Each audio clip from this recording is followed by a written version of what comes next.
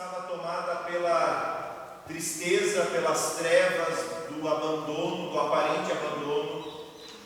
À medida que aquela notícia foi se espalhando por toda aquela região, a luz parece que voltou a brilhar no coração e na mente dos discípulos, daqueles homens e mulheres que andavam com o Senhor Jesus. À medida que elas iam pensando, essas pessoas iam pensando e refletindo sobre o que haviam vivenciado, a luz voltou a brilhar, a vida voltou a ganhar cor, e as pessoas começaram a enxergar a nova realidade. Assim como nós precisamos da luz para poder enxergar, também a luz de Jesus precisa iluminar o nosso coração, para que a gente possa crer e viver a partir da experiência da ressurreição. A ressurreição aconteceu de fato e de verdade. E por mais que pessoas ao longo desses 2 milênios tentaram de alguma forma descaracterizar essa verdade, descaracterizar essa realidade de que Jesus está vivo, ainda assim ninguém conseguiu fazê-lo. E quando a gente olha para a ressurreição, isso não é história para mentes fracas. A ressurreição não é história para mentes fracas, porque uma mentira não se sustenta por tanto tempo. Se Jesus não tivesse ressuscitado, já teria sido desmascarado há muito tempo. Sabe por quê? Porque mentira tem perna curta. Esse ditado se aplicaria também a essa verdade. Mas ao longo de 2000 anos nós afirmamos e continuamos para afirmar que aquilo que aconteceu naquela manhã do primeiro dia da semana é a mais absoluta verdade. Jesus está vivo. Isso é fato. E a Bíblia nos afirma em várias ocasiões, em vários lugares, que Jesus está vivo, que a morte não pôde detê-lo, que ele venceu a morte. Em 1 Coríntios, por exemplo, diz Paulo, um capítulo inteiro fala sobre a ressurreição e o que isso significa para nós. Atos ainda vai falar que Jesus apareceu para mais de 500 pessoas ao mesmo tempo. Então não pode que mais de 500 pessoas alucinaram e viram alguém, viram um fantasma. Gente, Jesus está vivo. Essa é a verdade inquestionável. E sendo assim, o que significa para nós saber que Jesus está vivo? O que significa para nós saber que Jesus venceu a morte e de que hoje Ele está à direita de Deus, esperando e preparando para nós um lugar? Queremos deixar a palavra nos falar também de novo nesse momento, a partir da carta do apóstolo Paulo à comunidade em Colossos, carta aos Colossenses, no capítulo 13, os versículos 1 a 4, que diz o seguinte: uma vez que vocês ressuscitaram para uma nova vida com Cristo, mantenham os olhos fixos nas realidades do alto, onde Cristo está sentado no lugar de honra à direita de Deus. Pensem nas coisas do alto e não nas coisas da terra, pois vocês morreram para esta vida e agora a sua verdadeira vida está escondida com Cristo em Deus. E quando Cristo, que é a sua vida, for revelado ao mundo inteiro, vocês participarão de sua glória. Queremos orar? Senhor, te pedimos que agora a tua palavra fale ao nosso coração. Te pedimos, Senhor, que a tua palavra nos ensine. Te pedimos, Senhor, que a tua palavra que nos fala de um Cristo vivo possa também falar ao nosso coração e trazer a vida que o coração precisa. Que o teu Espírito Santo nos permita entender, compreender e nos apropriarmos desta palavra. Assim oramos e pedimos, Senhor, fica conosco e nos ajuda, Senhor, a ouvir com atenção, a crer no coração e a viver a partir desta palavra. Oramos no nome de Jesus. Amém. Querida comunidade, amados do Senhor, Paulo se ocupa na carta aos Colossenses em combater as falsas doutrinas que estavam entrando para dentro da igreja naquele tempo. Porque assim como hoje, também naquele tempo muitas pessoas estavam por aí falando bobagem, falando coisas em nome de Deus que Deus nem havia dito. Hoje é assim. O YouTube está cheio desses pregadores, falando coisas que Deus nunca disse, e que Deus deve estar olhando para o céu e dizendo: gente, peraí, não botem na minha boca essas palavras, porque eu não disse isso. Haviam falsas doutrinas entrando para dentro da comunidade de Colossos. Haviam ideias erradas, e muitas delas inclusive negavam que Jesus era verdadeiramente Deus, porque como é que pode um negócio desses? Muitas pessoas inclusive negavam a unidade de Jesus. Não, o ser humano não pode voltar à vida. Então, Jesus provavelmente naquela hora era só o Deus que estava ali, confusões das mais variadas. E o apóstolo Paulo então está escrevendo a carta e combatendo doutrinas erradas. E aqui ele deixa algumas coisas bem claras. Vocês ressuscitaram com Cristo. Vocês ressuscitaram com Cristo. O que ele está dizendo com isso? Ele está dizendo o seguinte: vocês antes não conheciam Jesus. Vocês não sabiam quem Ele era. Vocês nunca tinham ouvido falar de Jesus. Vocês viviam na vida de pecado. E agora vocês encontraram a Cristo. Vocês encontraram Jesus. Vocês foram ressuscitados. Vocês passaram da morte para a vida. E ele não falava aqui da vida física. Ele falava da vida espiritual. É óbvio que isso vai ter consequências na vida física, biológica, porque alguém que vive uma vida completamente quebrada, uma vida sem Jesus, quando ele encontra Jesus, ele tem uma mudança no seu estilo de viver. E hábitos talvez que ele tivesse antes, ele deixa de ter, porque ele encontrou alguém que tem princípios especiais e preciosos, profundos e eternos. Vocês não estão mais mortos nos pecados, é o que o apóstolo Paulo diz. Vocês ressuscitaram. E isso significa o quê? Porque Jesus ressuscitou, também nós podemos experimentar a ressurreição. E podemos experimentar essa ressurreição em duas perspectivas. Uma que ainda não aconteceu, que é a eterna, que um dia vai acontecer. E a outra, no dia a dia. A gente aguarda a ressurreição. Toda vez que sepultamos alguém, nós sepultamos essa pessoa na esperança de que ali ela não vai ficar para sempre, que um dia ela vai sair dali, porque Cristo vai ressuscitar. E isso é profundamente consolador, de saber que a morte não tem a última palavra. Mas enquanto esse dia não chega, o Senhor quer dar também para nós, assim como deu para a comunidade de Colossos, o Senhor quer dar ressurreição. Ressurreição da vida, ressurreição do casamento, ressurreição dos relacionamentos entre os irmãos, ressurreição dos relacionamentos da gente com a gente mesmo. Porque longe do Senhor reina a morte. Longe do Senhor reina a morte, o vazio e a tristeza. Apesar de que pessoas muitas vezes escondem isso com sorrisos muito forçados, escondem isso com uma alegria que a gente vê que não é consistente.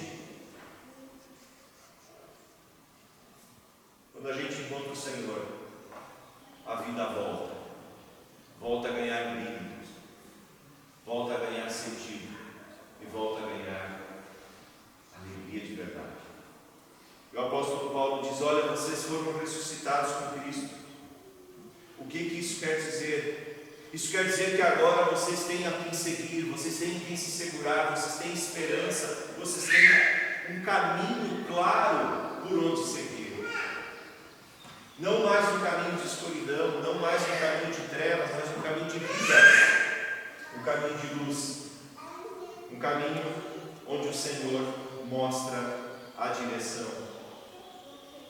E isso significa, de maneira bem prática, o apóstolo Paulo diz, de maneira bem prática, a vida de vocês é uma vida que transmite essa verdade, que transmite essa certeza de que vocês já não são mais escravos, mas vocês ressuscitaram para uma vida com sentido. E aí a gente pode entender que isso se trata apenas de ética, de uma vida vivida com novas regras. Se antes então eu vivia sem regra nenhuma, agora de repente eu tenho a Cristo, então a minha vida ganha uma nova regra de norte, uma nova regra de vida. Não é sobre isso. Não é apenas sobre isso. Quando o apóstolo Paulo diz vocês foram ressuscitados com Cristo, não é apenas um novo jeito de viver. É sobre uma vida onde a gente vive, anuncia e é a esperança que os outros têm. Como assim? O apóstolo Paulo diz: já que vocês ressuscitaram com Cristo, vocês são para o mundo um referencial. Vocês são em Colossos um referencial de esperança. Mas o que tem lá o fulano que faz ele viver feliz apesar das circunstâncias? O que tem esse casal que, apesar das dores e sofrimentos que passam com seus filhos, com seus netos, consegue ser feliz? O que tem esse povo? Não é sobre agora a gente frequenta lugares e deixa de frequentar lugares porque teve um encontro com Cristo. Não é somente sobre isso. É sobre ser para o mundo essa luz que vocês estão segurando. O mundo carece dessa luz. E a maneira do mundo enxergar Jesus não é através da Bíblia, é através de nós, da nossa vida, que experimenta a ressurreição. O teu casamento pode experimentar a ressurreição. O teu relacionamento com o teu pai pode experimentar a ressurreição. O teu relacionamento com tuas filhas pode experimentar a ressurreição. Para isso a gente tem que deixar Jesus entrar nesse relacionamento. Uma vida com esperança. Especialmente num ano como esse, em que a gente fica se perguntando o que será. Será que o Brasil ganha a Copa? Não, essa esperança não tem, gente. Eu sou bem sincero e cético nesse sentido. Eu acho que com o futebol que a gente tem, a gente vai voltar para casa nas oitavas de final. Desculpa. Se alguém estiver mais animado que eu, continue torcendo, porque a minha esperança vai até a oitava de final. Mas daí vem a eleição, e aí vem um monte de outras coisas mais. E isso tudo pode gerar na gente um certo assim, e agora como é que vai ser? Queridos, Jesus está vivo. E porque Ele está vivo, eu não preciso ter medo do amanhã. Porque se Ele vive em mim, eu vivo como alguém que tem esperança. E que sabe que se A, B, C ou D chegar ao poder, ainda assim a minha esperança está no Senhor. E essa esperança eu quero exalar para o mundo. Sabe aquele teu amigo lá no trabalho que vive aborrecido? Ele precisa saber que Jesus está vivo. E ele só vai saber isso por meio da tua vida e da minha vida. Se a nossa vida exala essa presença, se a nossa vida exala esse Jesus vivo, então sim, o mundo saberá que Jesus está vivo. E as primeiras pessoas que receberam a notícia da ressurreição, elas não tinham como provar, mas o semblante delas transmitia. Pensem vocês nas mulheres que saíram do túmulo dizendo: Jesus está vivo. Pensem como elas chegaram lá e pensem como elas saíram. quando elas foram impactadas por essa mensagem da ressurreição, o semblante mudou. O mundo precisa de semblantes cheios da certeza e da experiência da ressurreição. Assim como o apóstolo Paulo fala aos Colossenses: vocês foram ressuscitados para uma nova vida com Cristo. O mundo precisa saber também, por meio da tua e da minha vida, que tivemos uma experiência de ressurreição com Cristo. E quando a gente tem essa experiência, e com isso eu estou chegando também ao final, quando a gente tem essa experiência de ressurreição com Cristo, a gente experimenta um pouquinho do céu já agora. Viver com Jesus é viver a experiência do já e ainda não. Isso é um termo dentro da teologia muito precioso. Já e ainda não. Eu já tenho a alegria do céu, mas ainda não recebi plenamente. Eu sei que Jesus está comigo, mas ainda não plenamente, porque isso vai acontecer na eternidade. Mas é muito bom viver o já e o ainda não. Por quê? Porque isso muda a nossa vida. O já e o ainda não. É mais ou menos como aqueles que declaram imposto de renda e veem que a sua declaração foi aprovada e está na fila de recebimento. Tu já te alegra porque vai cair uns pila na conta, mas tu ainda não tem esses pila na conta. É muito bom essa sensação. Opa! Levaram tanto e estou ganhando X de volta. Oba! Que sensação boa. Queridos, a experiência do céu, ela pode ser já uma experiência do hoje. Uma pitada muito pequena, mas já pode ser. A gente pode experimentar isso no casamento da gente. A gente pode experimentar isso no relacionamento familiar. Só que isso significa que o Senhor precisa nascer dentro da gente, renascer dentro da gente, todo dia. Por isso a esperança e a certeza da ressurreição não é apenas um momento, não é apenas algo sazonal, algo de um momento do ano, mas é cada novo dia. Alimentar-se dessa esperança, dessa certeza, dessa convicção de que Jesus está vindo. Queridos, que nessa Páscoa nós possamos também entender que a Páscoa só vai ser verdade para o mundo quando o mundo perceber na gente o Cristo vivo. E aí a gente vai experimentando já um pouquinho do céu aqui, apesar dos problemas e circunstâncias.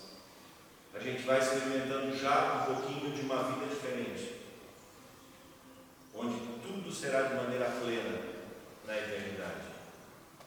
Vocês foram ressuscitados para uma nova vida com Cristo, diz Paulo aos Colossenses. Por isso, continua ele, mantenham os olhos fixos nas realidades do alto, onde Cristo está sentado em lugar de honra. Pensem nas coisas do alto e não nas da terra, pois vocês morreram para esta vida e agora sua verdadeira vida está em Cristo, em Deus. E quando Cristo, que é a vida de vocês, for revelado ao mundo inteiro, e eu acrescentaria aqui com bastante ousadia, for revelado ao mundo por meio da tua e da minha vida, vocês participarão da sua glória. Não tem coisa mais preciosa do que alguém olhar para ti e dizer assim: a minha vida mudou depois que eu te conheci. A minha vida mudou depois que eu conheci Jesus por meio de ti. E é esse o desejo do Senhor para nós também nessa Páscoa. Que o mundo conheça a vida que o Senhor tem para oferecer por meio de ti e de mim.